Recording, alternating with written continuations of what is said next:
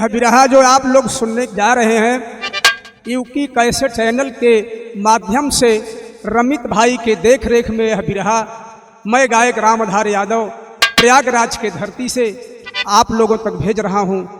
किसी बात की त्रुटियाँ होगी अपना भाई समझ करके क्षमा कर देना।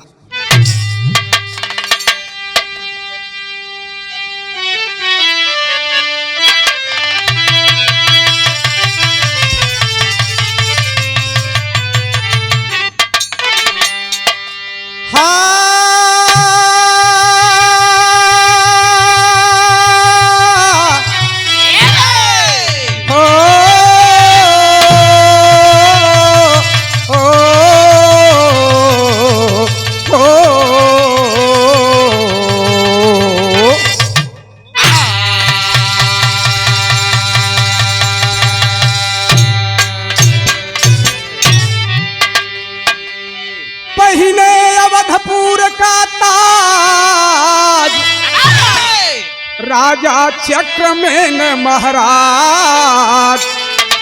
आज मैं कहूँ सभा में छोटा सा इतिहास।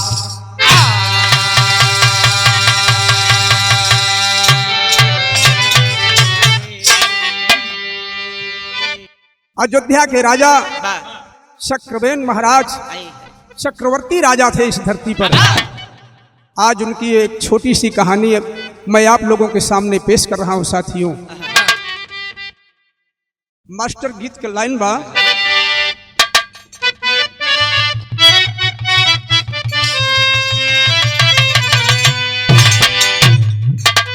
वह कवाली के लाइन बा कि मेरे संग करके डमरू से,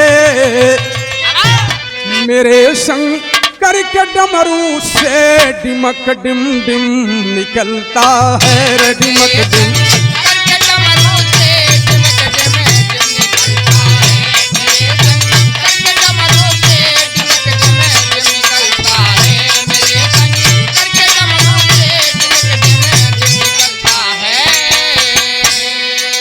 सर्वदा भूप थे आगे जमाना चल रहा पीछे जमाना, भूप थे आगे जमाना चल रहा पीछे, सर्वदा भूप थे आगे जमाना चल रहा पीछे। क्या बात है?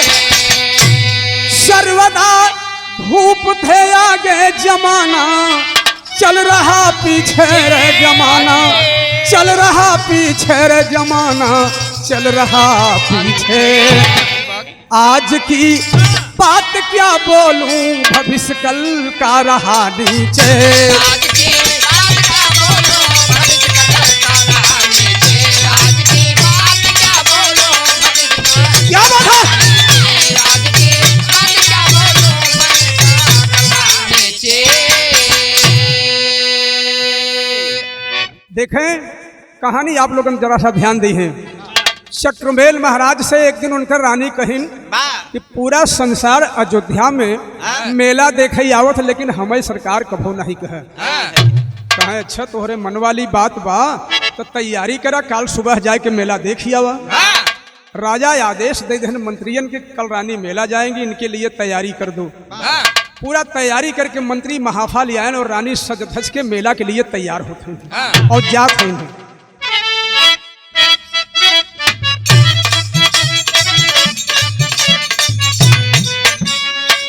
एक दिन रानी चंपा सज कर चल सुबह की बेला में,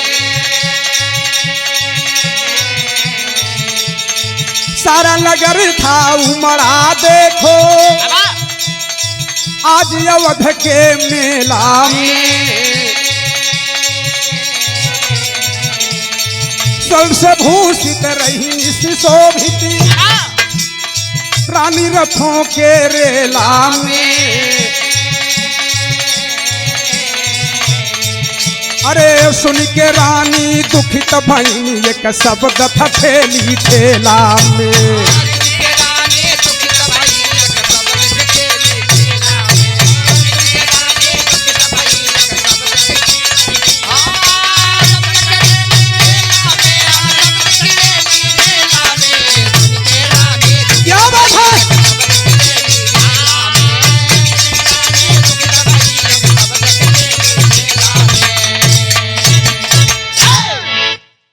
रानी मेला के अंदर पहुंच गए। तमाम लोग मेले के अंदर क्षेत्र से, जवार से, जिला से, शहर से आए हुए थे। तमाम औरत रानी के देखत रहे और आपस में कुछ न कुछ बतियात रहे। आपस में बात कर गए, हो देखा कि राजा महाराजा घर के औरत है, ऐसन गहना तो गरीबों के औरत पहिर के आई है, चौने ढंग के गहना पहिर के आई है, शोभा रानी के नहीं देता। रानी सब शब्द सुन के रानी के बार बार क्रोध लागत बा। ऐसन कौन कमी बा? कौनो कहत रहे कि जौन गहना पहिरे हैं कतो लंका के सोना पहिरे होते ते पर और अच्छा लगते। यही बात रानी के साले ला कि लंका का सोना कैसन बा। आयन रानी मेला से वापस, और जब मेला से वापस से आयन समय बिता अपने सैन्य कक्ष में गई। राजा जी से मुलाकात भई तो छछन फैलावत है, एक बात कहत है।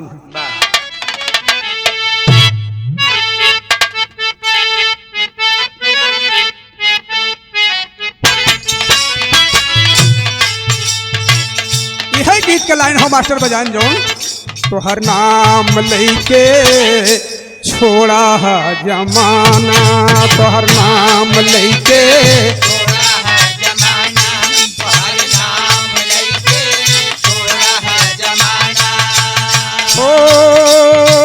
सहा नहीं जाए मुझसे, सहा नहीं जाए मुझसे सखियों का ताना, तो हर नाम लेके छोड़ा है जमाना।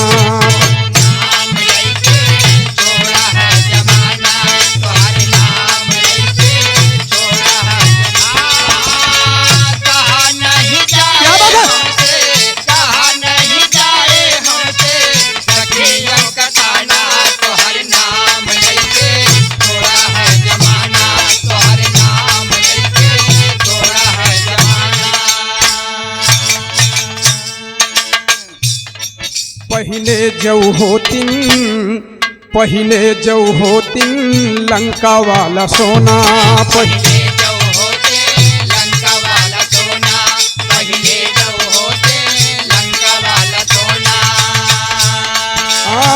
लंका का सुवर्ण माड़ी, लंका की सुवर्ण माड़ी लगत सलोना, पहले जो होतिन लंका वाला सोना।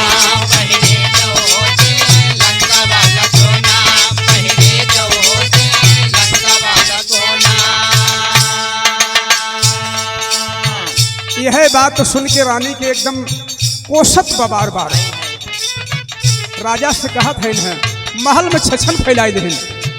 महल में आई है छछन फैलाई है, महल में आई है छछन फैलाई है, महल में आई है छछन फैलाई है, महल में आई है छछन फैलाई है, चालू रोना धोना पहले जो होती लंका वाला। पहले जो होते लंका वाला सोना, पहले जो होते लंका वाला सोना। अरे बाप रे बाप, सुने वाले बाबू पूरा एकदम एक महल में जौन चेहरा रूप में रहा के कुरूप बने हैं। राजा से डपट के कहा था कि जब तक लंका से सोना मंगौबा न तो काल हमें जियत न पऊबा। इतनी बात के जब कहीं राजा कहा कौने बात के दिक्कत बा, लंका वाला ने सोना चाहिए, लंका वाला सोना मिले। आज के रतिया बिताई देना, रात बितावा सुबह सोना आ जाए। रानी कहा था कि जल्दी से जल्दी मंगवाया। गीत के लाइन बा मास्टर,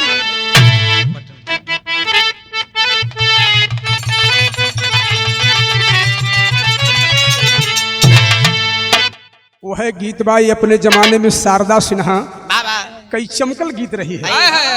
आप लोगन का सुनल जानल गीत बा कि पटना से,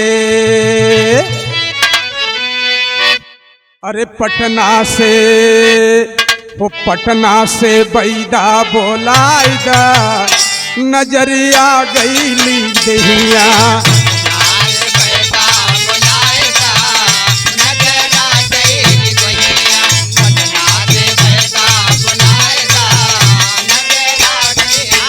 नजर आ गईली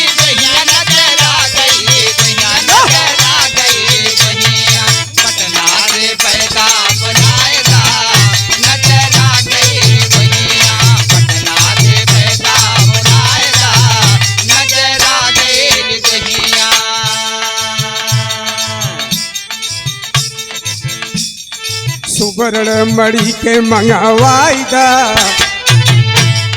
सुवर्ण मणि के मंगवाई दा, इह माना कहनावा।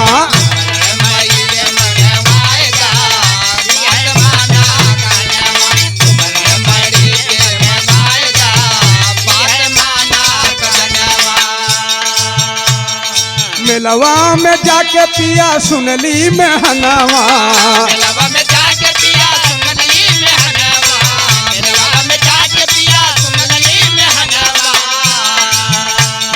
सुवर्ण मणि साथे लैया सुनवा, सुवर्ण मणि साथे लैया सुनवा, सुवर्ण मणि साथे लैया सुनवा। अरे रावण से कही के चेताई दा, इह माना कहनावा। रावण से कही के चेताई दा, इह माना कहनावा। रावण से कही के चेताई दा, इह माना कहनावा। कहे सोना के साथ साथ सुवर्ण मणि भी चाहिए, और जौने मंत्री के भेजा कह दिया सोने निशान जिल रही है, खाली सोना नहीं चाहिए, सुवर्ण मणि भी चाहिए। कहे यहो बात पर कहे हाँ, बिना सुवर्ण मणि के काम न चली। कहे कोनो बात नहीं बहुआ सवेरा। राजा अपने मंत्री को आदेश दिए, कहे मंत्री जा करके लंकापति दशकंधर से बोलो कि हमें 1.25 मन सोना और सुवर्ण मणि के साथ दे दे। मंत्री आदेश पाया, अयोध्या से चल दिया, लंका को प्रस्थान किया बाबूजी। और लंका में जात बा, लंका में पहुंच के राजा दशकंधर से एक बात कहत बा, गीत बा मास्टर।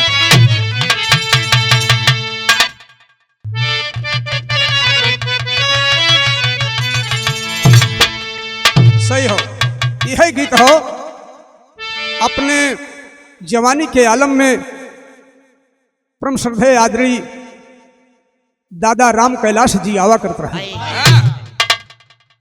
कही रे मगरूरी में, अरे कौने मगरूरी में, भुलाया हरि का नमावे संगी,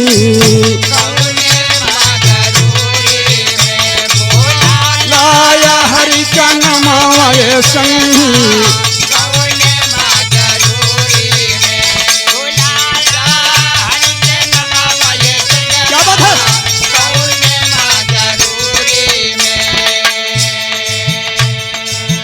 आज के कलाकार ही के थोड़ा सा तेल मसाला डाल के बदल रहे हैं। आज के तमाम कलाकार बिरहा जगत के पूर्वांचल से लेकर के हमारे प्रयागराज के धरती तक यह चीज गावत है ना। पातर मोरे राम जी के, पातर मोरे राम जी के, पातरी बा कमरिया रामा।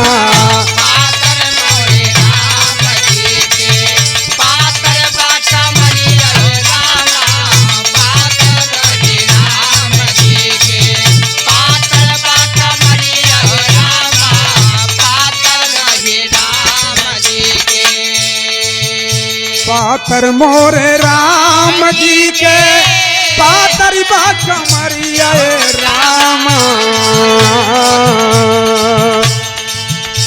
पातर पातर अंगूरी में, पातर अंगूरिया में, पातर मुदरिया रामा।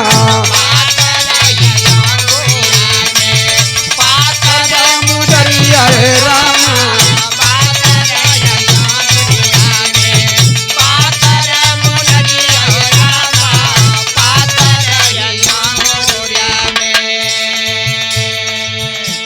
राजा चक्रभेन आदेश दिए मंत्री लंका में जाके कहत बा राजा दशकंधर के, तब भेजे चक्रबेन राजा, भेजे चक्रबेन राजा, रावण के अगरिया रामा।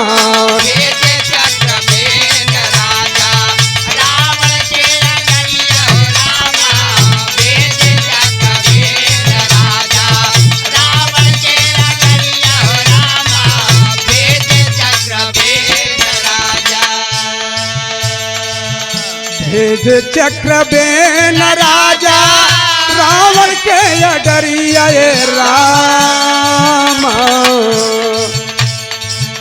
मंत्री कहे बाजा के, मंत्री कहे बाजा के रावण से जिकरिया राम। मंत्री कहे बाजा के रावण से जिकरिया राम। मंत्री कहे बाजा के रावण से जिकरिया राम। मंत्री कहे बाजा के। मंत्री रावण के दरबार में पहुंचा, पूछताछ हुआ, जल जलपान हुआ। रावण पूछ रहा है कि आप कहाँ से आए हो। मंत्री कहत बा कि सरकार हम अयोध्या से आए हैं, राजा चक्रबेन का मंत्री हैं। अच्छा, कारण? कहें सरकार हमारे राजा का एक सवाल बा। का सवाल बा? मंत्री बतावत बा कि सुना, यह सवाल बा। सुवर्ण मणि के साथे सावा मन सोनावा। सुवर्ण मणि के साथे सावा मन सोना। सुवर्ण मणि के साथे सावा मन सोना। जल्दी से भेजावा राजा मंत्री के सांघावा। जल्दी से भेजावा राजा मंत्री के संघावा। जल्दी से भेजावा राजा मंत्री के संघावा। नाही त काटी जाई, नाही त काटल जाई तो हरी मौरिया रामा। मंत्री कहे बाजा के रावण से जी करिया रामा। मंत्री कहे बाजा के रावण से जिकरिया राम। मंत्री कहे बाजा के रावण से जिकरिया राम। मंत्री कहे बाजा के। रावण से कहा मंत्री की सरकार का हमारे यही आदेश है, हमारे राजा का यह आदेश है कि आप सुवर्ण मणि और सवा मन सोना जल्दी से जल्दी हमें दे दे, हम लेके अयोध्या में जाएं। इतनी बात के जब रावण सुना है, आंख लाल लाल करके क्रोध में एक बात कहा तो सुनो। अरे मंत्री, राजा के मंत्री हो ना, हमारे मंत्री नहीं हो। अब तक मेरा मंत्री ऐसा बोला हो तो धड़े और सर अलग कर देते। कोई बात नहीं है तो एक बात सुन लो, रावण संसार में सबसे कर लिया है लेकिन किसी को कर दिया नहीं है। कहा ऐसी बात कहें, कुछ भी हो आप चाहे ले हो चाहे दे हो, हमसे ऐसे मतलब लेकिन हमारे राजा के जो आदेश बा वो हम बतावत ही देह ले के काम आप कह है। रावण क्रोध में एक बात कहा, बिरहा के शैली में तेरी गाली।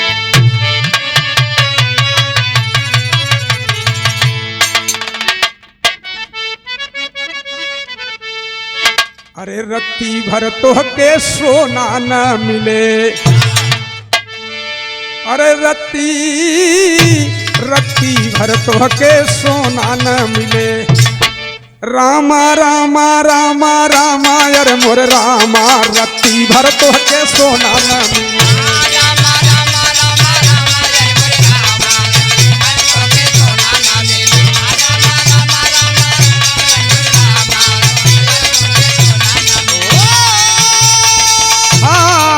हुकुम से हमारे ही लई, हुकुम से हमारे ही लई ना हो, हुकुम से हमारे ही लई दसो दिशा का कोना, रत्ती भर तो के सोना न मिले।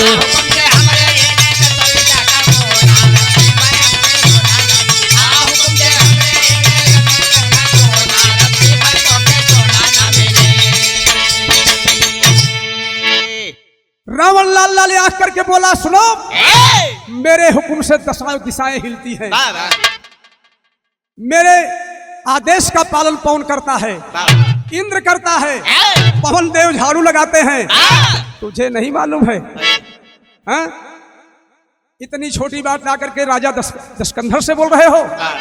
क्रोध में आंख लाल लाल कर लिया और कहा चला महल के अंदर। लेकर के महल के अंदर जहां रानी मंदोदरी थी वहां पहुंचता है साथियों। और जब रानी मंदोदरी के पास पहुंचत बा तो रानी मंदोदरी से कहत भाई देख रही हो यह राजा चक्रबेन का मंत्री है और राजमहल में आकर के बोल रहा है कि मुझे 1.25 मन सोना और सुवर्ण मणि के साथ चाहिए। रानी कहे सरकार हो तो दे दे। राजा चक्रबेन यह धरती के बहुत बड़वार राजा हैं, उनके तू शक्ति और भक्ति के जनता ही नहीं है। और क्रोध में आएगा कि इतना दाना हमार खाए के बखान दूसरे का, हमारे यहाँ रह के बखान राजा चक्रबेन का। कहे महाराज सही कहा था है, अगर न विश्वास हो तो आवा चली ऊपरा तो है हम राजा चक्रबेन का शक्ति दिखाई। अड्डा के ऊपर मंदोदरी ले गई है, वहां पर हजारों कबूतर थे। कहे महाराज हम दाना फेंकत है, साथ में मंत्री भी है।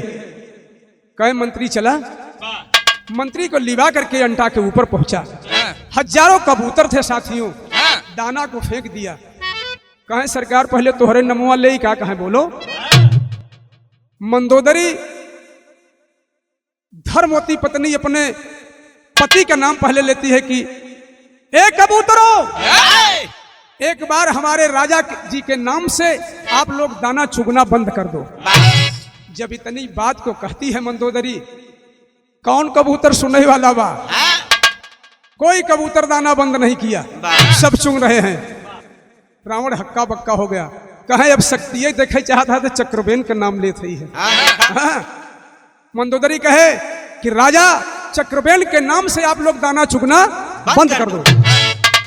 10,000 कबूतर बाबूजी दाना चुन रहे थे, लेकिन राजा चक्रबेन का नाम सुनकर के सब दाना चुगना बंद कर दिया। एक कबूतर बहिरा था, वो करे काने सुनाता ही नहीं रहा। वो करे काने नहीं सुनाता रहा। एक जैसे दाना में अपना टोंट लगाया बाबूजी, होत का बा एक कबूतर बहरा दाना जबरी लिया उठा,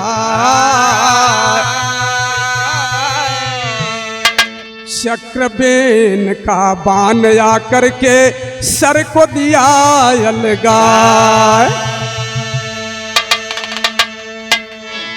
बहिरा कबूतर सुन ना पाए और दाना जैसे अपन लगाए बटोट, राजा चक्रबेन के बान आकर के ओकरे सर और धड़ के अलग कर दे। रावण कांपे लगा कि वाह, राजा चक्रबेन अयोध्या है और शक्ति यहां तक, इतनी बड़ी शक्ति। ए बाबूजी इतना देख के रावण कुछ घबरान कहे ना ना ना ना, अब हमें विश्वास नहीं कितना बड़ा राजा, ये धरती पर सबसे बड़ा हमहू से बड़ा राजा क्या जन्म ले ले।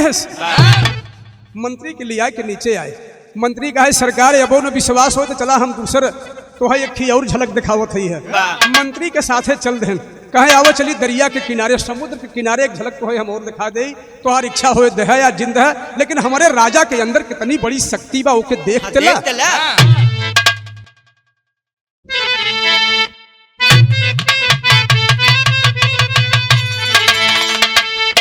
एक गीत मास्टर हमारे बजावत हम जो कि हमारे प्रयागराज का मानी जानी गीत हो, प्रयागराज के धरती से जोड़ के ये गीत बा। श्रद्धे जनाब हैदर अली जुगनू जी आज तो दुनिया में नहीं रहे, लेकिन उनका कृति अमर बा।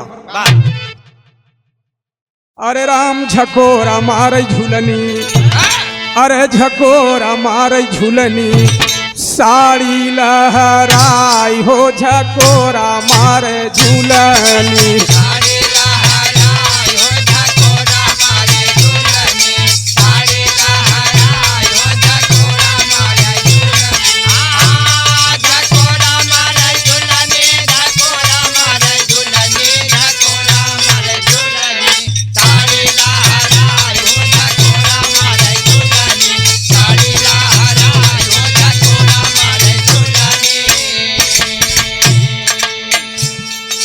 दरिया के किनारे ले जाके अपन मंत्री दिखावत बा, देखावई दूसरे अचरज, अरे राम देखावई दूसरे अचरज, रावण घबराई हो देखावई दूसरे अचरज।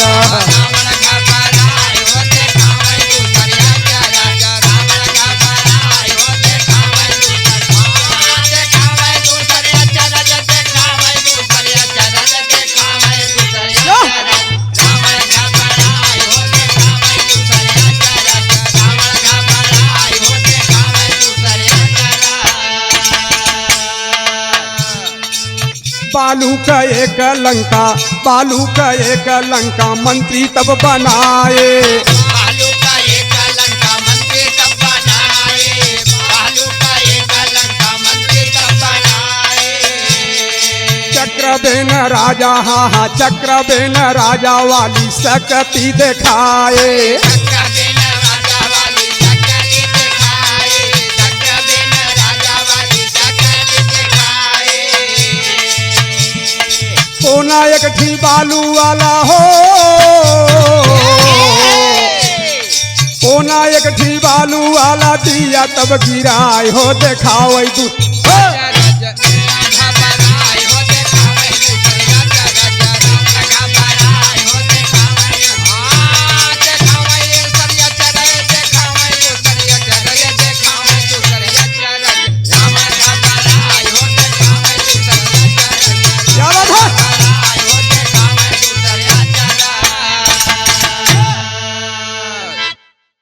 बालू का लंका जो मंत्री बनाए रहा, कहे सरकार एक देखा था आपके महल में 10 दिशाएं के आप बोलते हैं 4 दरवाजा बा, चारों तरफ का दरवाजा आप देख ले, पूरी लंका देख ले। रावण एक निगाह से बालू वाली लंका पूरी देखे, कहे बहुत कलाकार हो भाई आप, बड़ी सुंदर लंका बना दिए यार, ऐसा तो मेरी लंका सोने की नहीं बनी है।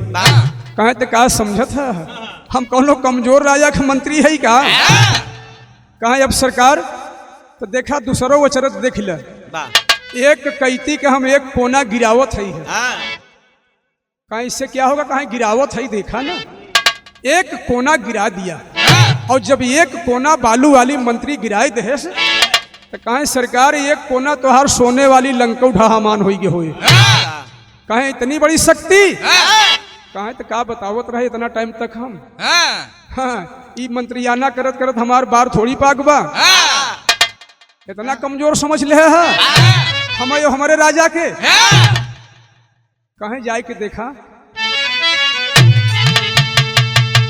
रावण गवासना का खाई, और देखे पूर्व दिशा में जाए, अरे भाई गिरा रहा, भाई गिरा रहा लंका का पूर्वी कोना, रत्ती भर तो के सोना न मिले।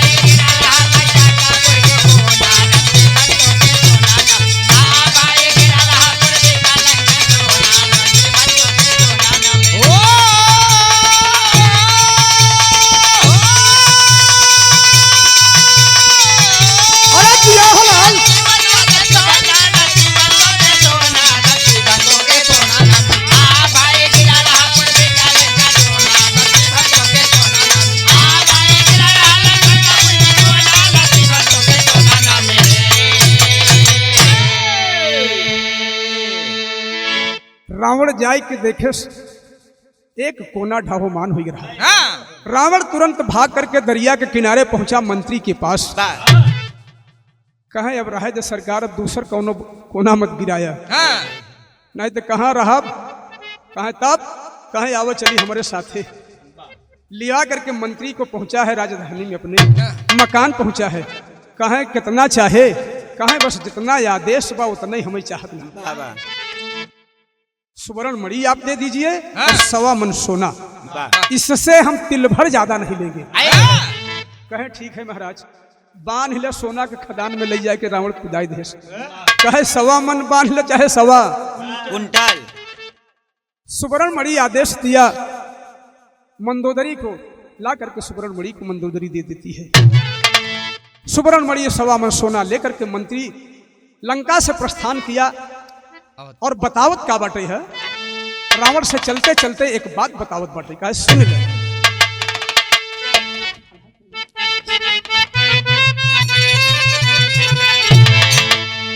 अरे मंत्री का है की इतनी, अब मंत्री का है की इतनी, देखिला झलकिया भैया।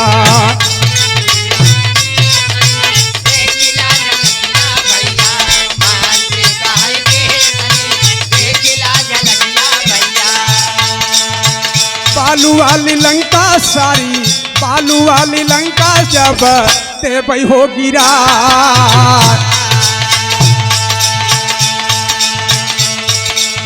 कोई है तोहार कौन लंका कह हलदिया बाबू।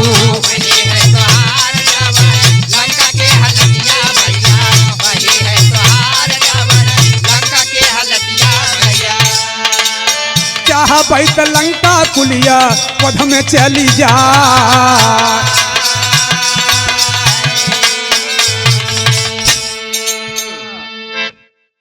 कहे बड़ा अच्छा कहे जौन आप दे दे ना, धीरे धीरे अगर हम बालू के सब कोना गिराए दे तो हाल लंका ढो मास हुई जाता है। और इतना नहीं, हमारे राजा में शक्ति रहा कि चक्रबेन का अगर नाम ले तो तुहार लंका पूरी उठ के हमारे अयोध्या में चली जाए। तब सिरवा झुकाई लिया, सिरवा झुकाई लिया रावण दास बिरवा भैया।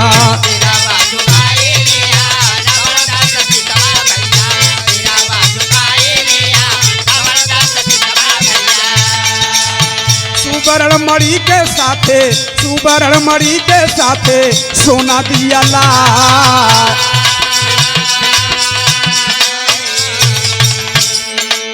सोना लेके मंत्री आया अवध की नगरिया बाबू। सोना ले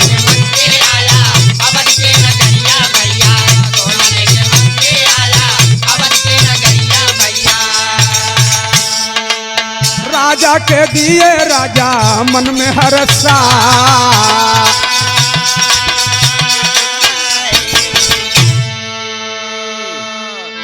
सोना सुवर्ण मणि के साथ मंत्री अयोध्या में आया और ले जाकर के राजा को दिया।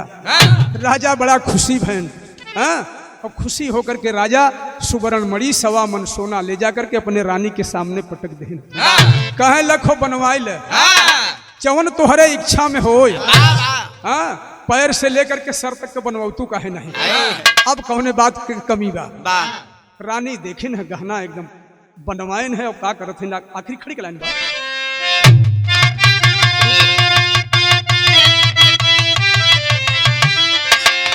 अब लंका वाला सोना रानी तन पर जड़ी, चंपा पहिने नित गहनवा में सुवर्ण मणि।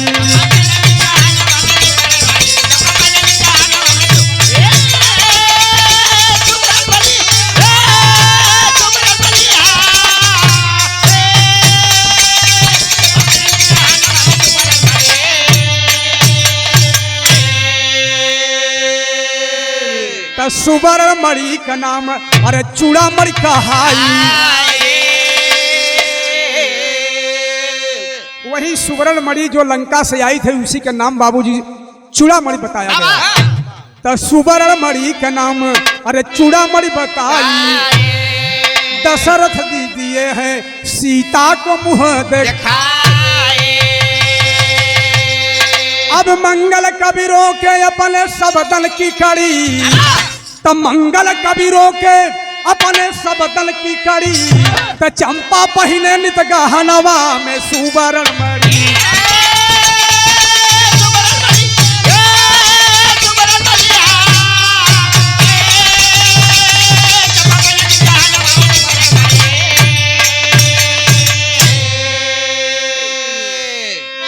सीताराम हित गुरु भगेलू बसे स्वर्ग की ओर। हरी भरी बगिया का मालिक अरे गुरुवर राम किशोर। अब रत्ती भर तोह के सोना न मिले, मंगल राम धार पर चले न जादू टोना। रत्ती भर तोह के सोना न मिले।